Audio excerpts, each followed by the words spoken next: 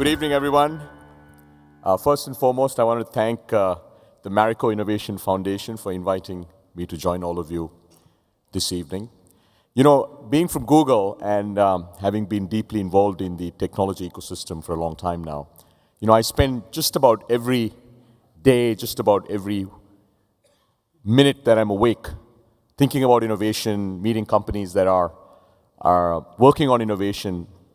But I must say, it's been a very long time since I've been so inspired in a period of 2 hours. So I think we should give Harsh, Dr. Malshekar, and the entire team a big round of applause. You know, what I thought I'd talk about today is really how Indian companies, Indian technology startups, as well as the Indian ecosystem, should think about building from where we are. In many ways, we've come a long way in the last 5 years, if you think about the internet economy in India, but really over the last 30 years, if you think about the broader technology ecosystem. But as I'm sure all of you would agree, in many ways, we're still at ground zero when it comes to technology, what technology can do for consumers, and what technology can do for businesses, what technology can do for governments. And I genuinely do believe that Indian companies, Indian technology companies, Indian entrepreneurs can and will build very, very large global businesses from India over the next 5 and 10 years. And what I'd like to do is talk a little bit about the trends that are shaping the technology industry. For many of you in this room, none of that will be new news. I'll try to give you a little more color. I'll also talk about how the single most important technology trend in our view, what it is, and how that's impacting businesses that are small, medium-sized, and large, and the innovation opportunities that arise from it. And lastly, I'll talk a little bit about the internet ecosystem in India today and where we see the next major set of opportunities that will arise. Through the course of it, I am going to talk about a few Google examples. I thought I'd just speak about them, not to talk about Google, but just to bring some of these technologies to life and how they may be applied, both for your existing products, but also in adjacent industries. So let's start with where we are with the internet in the world. As we speak, there are 7.6 billion people in the world. 3.5 billion of them are connected to the internet. And about 2.5 billion of them access the internet every single day. And on average, they spend about 3 hours a day. You know, when I graduated from college in the early 1990s from Cambridge, if I had to imagine building a global business, I'd have to pretty much open offices in every single country around the world. If I thought about launching a technology company, in fact, many of my friends did. Almost every single one of my classmates from MIT launched a tech startup right out of MIT. And it cost them between $2 and $10 million just to get off the grounds. Today, that's completely changed. You can launch an internet product, an internet service from any one country, and your addressable market is 3.5 billion consumers, right? And this, as I'm sure you'll imagine, changes everything about addressable markets, how quickly you can expand, the kinds of consumers you can address. And this is in many ways the first big and important thing that we need to keep in mind as we build technology companies from India. But really, the 3.5 billion consumers is only the first part of this story. The pace of change that has been quite incredible over the last 5 years, over the last 10 years, over the past 15 years is accelerating. And it's accelerating across many dimensions. The first thing, and the first way it's accelerating, is around the fact that not just everyone, but everything is being connected. You heard from several of our speakers about the Internet of Things. There are 3.5 billion human beings connected to the Internet, but at the end of 2017, there were 20 billion devices connected to the Internet. On average, every single one of the billions of consumers connected to the internet is connected to the internet 3 hours a day. Every single one of the 20 billion devices is connected to the internet 24 hours a day. Now, when you think about this 20 billion devices and the amount of data and insights it's generating and what that can mean for businesses. In fact, I was so excited to see SmartSense, because SmartSense is already a very, very interesting company, but the addressable market for SmartSense is 20 billion devices, very rapidly growing to 50 billion devices over the next 3 years. So everything and everyone is connected. The second major trend, and the one that I'll spend most of my talk talking about, is the fact that machines are slowly but surely getting smarter than humans. You'll hear about machine learning and artificial intelligence. I'll talk a little bit more about that. And this is very, very important. I think a lot of people worry about, will machines take away jobs from humans? Well, some of that will happen. There will be certain kind of roles which will get automated. And that's bound to happen, and that will happen. But actually, what's a lot more interesting is what humans can do when machines can help in very, very significant ways. And I'll share one or two examples of what that could mean.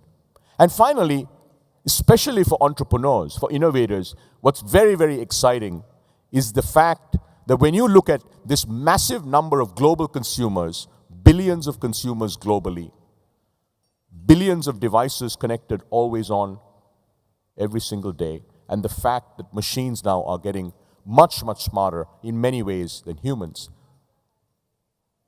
you can create entirely new business models, right? Companies like Ola, companies like Oyo, several of the companies that you saw today, that are really enabled by the fact that you have this incredibly connected world which is getting smarter by the day.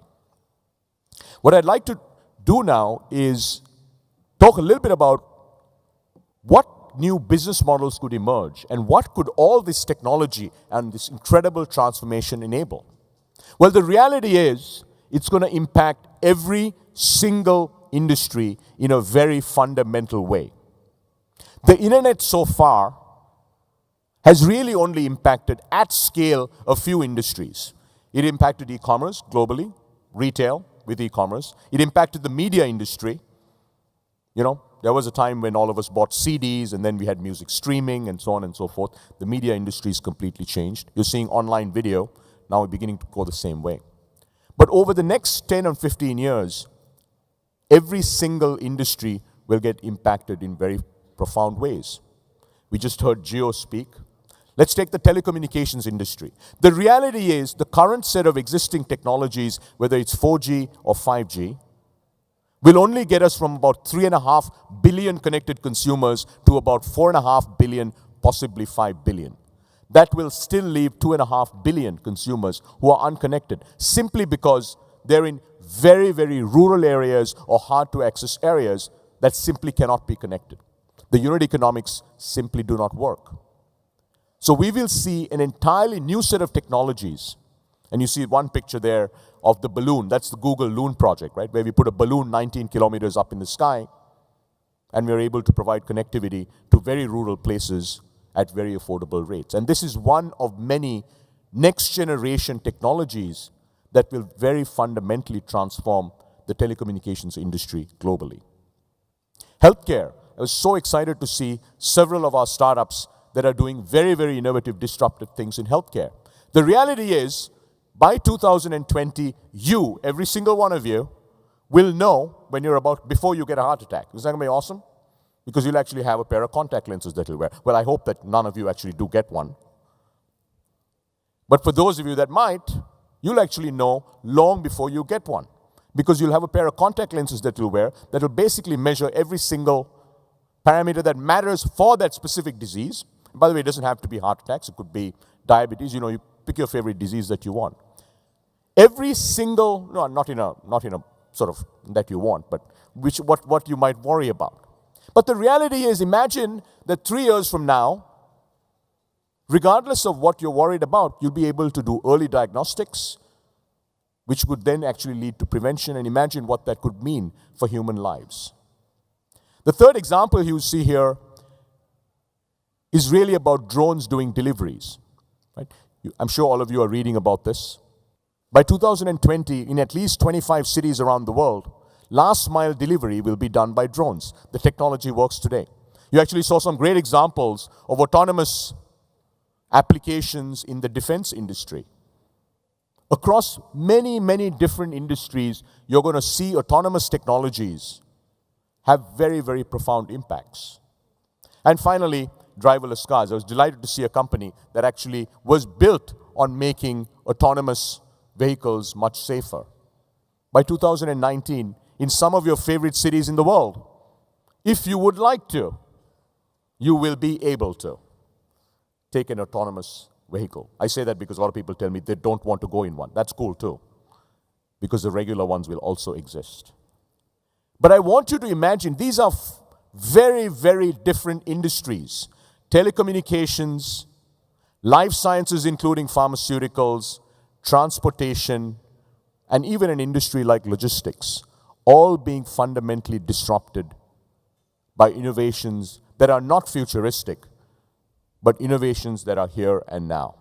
I want to now shift gears and talk about the single biggest technology in our view, when I say ours, I mean Google's views, that's going to shape the next 10 to 15 years. And it's going to impact every industry that we know of. And that's machine learning, and some of you may call it artificial intelligence. I want to start off with one example, which is the game of Go. How many of you actually have played Go or are familiar with Go? The game is called Go, G-O. Okay, a few. I see 2 or 3 names. 2 or 3 hands go up. It's a very, very complex game. It's several orders of magnitude more complex than chess. And in many ways, playing the game of Go requires you to utilize your skills that are incredibly human, like creativity, right? It's mathematical, but it's actually much more creative. AlphaGo is Google's computer. It's a machine that plays Go. And in the field of artificial intelligence, we've long believed that a major milestone in artificial intelligence will be when a machine could beat the world champion in the game of Go. So in March 2016, for the very first time in the history of the world, Google's AlphaGo, that's the machine, the computer, actually beat Lee Sedol 4:1. That was a huge milestone because it showed that computers could learn very, very quickly and actually become better than humans in one aspect that actually requires very complex set of thinking. Now here's the really interesting thing. So that was March 2016. Exactly a year later, in May 2017 in China, we had the next big competition against KG, who at the time was the #1 Go player in the world. AlphaGo 3, KG 0. So machine learning is happening, right? It's still very, very early days, but I wanted to give you this example because it brings to life what it means when computers actually get to be quite smart. At Google, we've applied machine learning in all our core products. When Sundar, who's our CEO, became CEO about 2.5 years ago, he said, we are going to now move from being a mobile-first company to an AI-first company. And every single one of our core products now, at the core of it, everything that we're trying to do is to bring machine learning to improve the user experience that we can give. I don't know how many of you are on Gmail now, but you'd be delighted to know that a large percentage of the replies that you're probably getting today, whether you know it or not, is called auto-reply. The machine is suggesting what you should say as a reply. You know, all those emails that you say, you want to say fantastic, great, no, maybe a different day. Google Photos. I don't know how many of you use Google Photos, but the machines can now pretty much recognize my 11-year-old daughter Maya in every picture.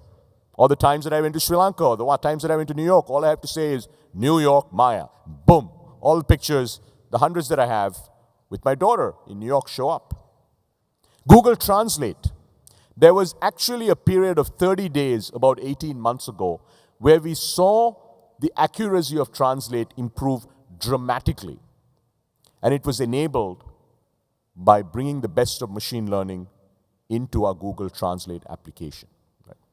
So one of the things I would like you to think about is regardless of the kind of company that you're running or the kind of startup that you're building, how can machine learning and AI really improve the core experience to consumers or businesses that you're developing? And now let's actually move to sharing with you a few examples from real companies in traditional industries that are using machine learning. And I thought I'd share these both to give you a sense of how you might be able to apply this in your business, but more importantly, if you're an entrepreneur and an innovator, to give you a sense of the kinds of things you can build that are not just India-specific, but are global in every sense. How many of you are familiar with Policy Bazaar? It's an Indian startup. Anybody familiar with Policy Bazaar? Oh, there's 3 or 4 of you. By the way, next time you buy an insurance policy, you should go to Policy Bazaar. They're an insurance aggregator. 100% guaranteed that'll be India's first tech unicorn that'll be profitable when they become a unicorn. In fact, they'll be insanely profitable. What they do is they basically provide you a platform for comparing insurance policies, right? And then you can compare and then you can actually select the best one. So they deployed machine learning in the form of a sales bot that they call PB. P for Policy Bazaar, B-E-E. So what this bot does is when you actually go to your site, it becomes your virtual assistant to help you through the sales process. It took them all of 60 days to build this. Today they convert 13,000 sales every single month, 100% attributable to this bot, and that drives $2 million of incremental premium sales every single month. Very simple application, applying machine learning to the function of sales. Within 60 days, you've got significant impact. And what's happening with PB, by the way, is PB is the bot. It gets smarter every single minute. So the customer who comes tomorrow knows the questions that were asked today by customers, and therefore is able to, and what works, what doesn't work, and the bot just keeps getting smarter. This is actually an example of a logistics company in Japan, where they actually used machine learning in the customer service function, right? Those of you that run businesses that have large customer service teams know. Some of you probably have thousands of people in call centers. A lot of people now send emails, and you actually have humans sitting on the other side responding to these emails, right? So they actually used, again, they leveraged machine learning to build an application that automatically responds to customer queries. They get 4x faster response times, and their ROI was 10,000% on the investment that they made, because they only pay $100 a month for this application. That pretty much takes out the need for any human intervention in email-driven customer service, right? Another very simple, very straightforward application in a real-life business problem.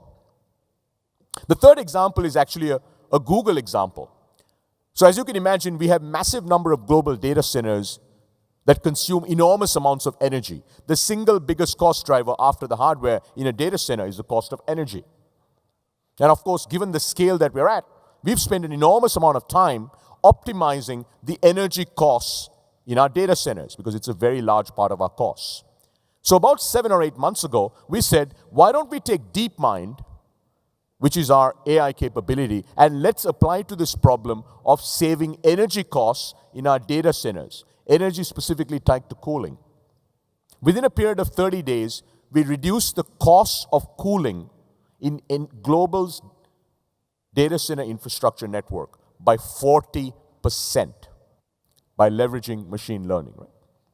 So those then give you a few examples of the kinds of things that you can do. They're very basic, but the reason I wanted to share them with you is, regardless of the kind of business that you're in, the application of machine learning in your business, in almost every function of your business, is actually here and now. And if you're an entrepreneur, it creates enormous amounts of opportunities. I actually think India will have hundreds of thousands of startups that are going to leverage AI and machine learning to build for the world, much like we saw in the first wave of Indian IT services companies. Now let's move to India. What's incredible about what's happened in India is over the last, I'd say probably 3 or 4 years, every single barrier that we've had to getting Indians online has been addressed. In fact, about 2 years ago, we said, as Google in India, our mission is internet for every Indian. Clearly, the single biggest barrier that we had was access. And thanks to, I think, the incredible revolution that was launched by Jio, access has become widely affordable. It used to cost 250 rupees a gigabyte 18 months ago. Today, 10 to 15 rupees a gigabyte. You look at Wi-Fi, there really wasn't a whole heck of a lot of Wi-Fi in India today. Today you have a rapidly growing network of free Wi-Fi capability all across the nation, including Google's partnership with Railtel around that. If you look at the cost of devices, India went from 10 million to 100 million smartphones when the cost of a smartphone dropped below 10,000 rupees. I remember 7 years ago I joined Google, a smartphone cost over 10,000 rupees. We said, let's get it below 10,000 rupees. Boom, it went from 10 million to 100 million. Then we went from 100 million smartphone users to 300 million smartphone users when the cost of a smartphone dropped below 6,000 rupees. The next big step change in smartphone penetration is 45 days from now. And the magic price point is 2,500 rupees. 2,500 rupees, and we'll go from 300 million smartphone users to 500 million smartphone users. And the remaining 500 million, you've already seen what's going to happen to that. You'll have connected feature phones, and boom, there you go. You've got 1 billion connected Indians. Local languages have been a huge issue, right? But in many Indian languages now, the problems around access, around voice recognition, keyboards, etc., have been solved. And what that's really led to over the last several years is actually a pretty significant and scaled out ecosystem in India. 430 million internet users, over 300 million of them access the internet on their smartphones, and over 4 gigabytes per user per month across all telecom networks. Of course, if you look at Jio, the number is much higher than that. And all of these numbers are numbers as of the end of 2017.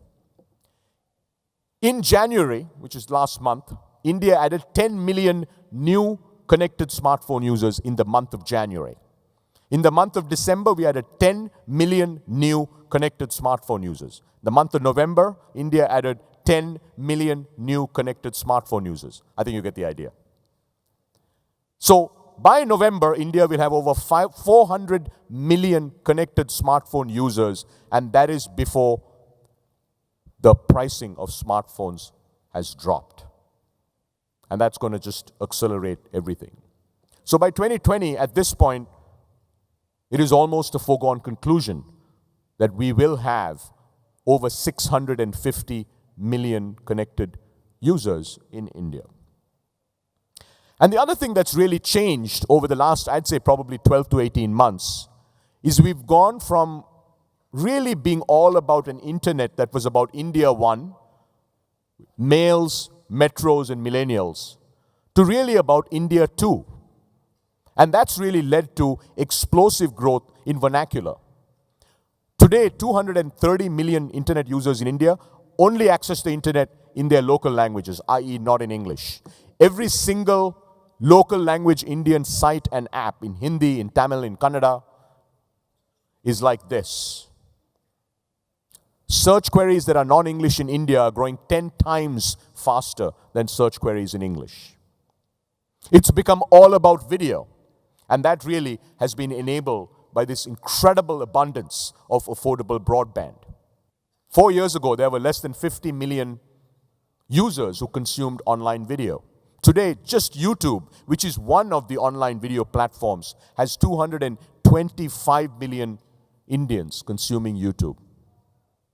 And even at that scale, watch time, which is the amount of time that Indians are watching YouTube, is growing at over 100% year on year. And you can imagine what's going to happen over the next 2 or 3 years. And finally, voice. India is going to be the world's first voice-driven internet. And we are already seeing signs of this happening. 28% of the search queries on the Google search app in India today are voice. Not surprising. We like to talk. And talking is certainly much easier than typing. And then when you look at getting 1 billion Indians online or 1.3 billion Indians online, voice becomes the only real way because of challenges of literacy. So we're now about 12 months into what we call India 2 and India 3, and we're seeing explosive growth in vernacular, video, and voice. This then brings me to the last point, which really is probably the most important point. We believe that the time has come for us to leverage this incredible user base, this incredible set of new technologies to solve for India. The biggest businesses get solved when you solve the biggest problems. And as a nation, we're not short of these massive scale problems. But so far, there's been very little focus on leveraging technology to solve these problems at scale. And I was delighted to see several of the startups, the winners of awards today, are actually focusing on areas like healthcare. So whether it's agriculture, where we have 50 million households that are all smallholder households that cannot afford state-of-the-art equipment. Imagine what you could do if you had all the data that a farmer in India could leverage. Imagine if you could reimagine the equipment that they use and what that could do to farmer productivity. Financial inclusion, I think this is probably the one space where we've actually seen innovation that goes beyond the first 100 or 200 million, thanks to companies like Paytm. Public transport. The first $100 billion digital-first transportation company is not going to be built on taxis. You know why? Because Indians cannot afford to pay 15 rupees per ride. Indians can afford to pay 5 rupees per ride. So the first $100 billion transport company is actually going to be built on buses. And I want you to imagine a network of 1 million buses. They run on solar. Over time, they become all autonomous. And they give you an incredibly high-quality public transport experience for 5 rupees. That is the geoification or the airtelification in the early days of the public transport industry. Because it meets the core requirements of the Indian consumer who, whether we like it or not, can only afford 5 rupees. And then a space like education. The reality is, we will never be able to have the schools or the teachers to provide high-quality education for the 200 million plus Indian children who are in schools today. Technology is not the only answer, but technology can be a huge enabler. And I'll give you my simple story. Maya is 11. 2 years ago, she came to me and said, I don't want to go to this math teacher. I'm like, why? Because I don't learn anything. So what are you going to do? He says, what's important to you? I said, well, you get grades. Those might be important. So we have a simple agreement with my 11-year-old. You can do whatever you want as long as your grades go north. So she actually spends 2 hours a day. Guess what? Online. And her grades have never been better. And now this is a child who actually has access to pretty high quality education. Now I want all of us to imagine what we could do if we could have the world's best education delivered to every single one of the 200 million plus children in India. We can solve the single biggest challenge we have in the country. And finally, healthcare. I was delighted to see several of the startups today that are truly building innovative solutions for India. But the reality is, in a country of 1.3 billion people, we should really have about 1 million tech startups, health tech startups, right? Everything from life sciences to low-cost devices to information-driven healthcare companies. And that creates massive opportunities. And as you've seen from several of the companies, the awardees today, as we solve each of these mega problems, we will not just solve for India, we will solve for the world. Thank you.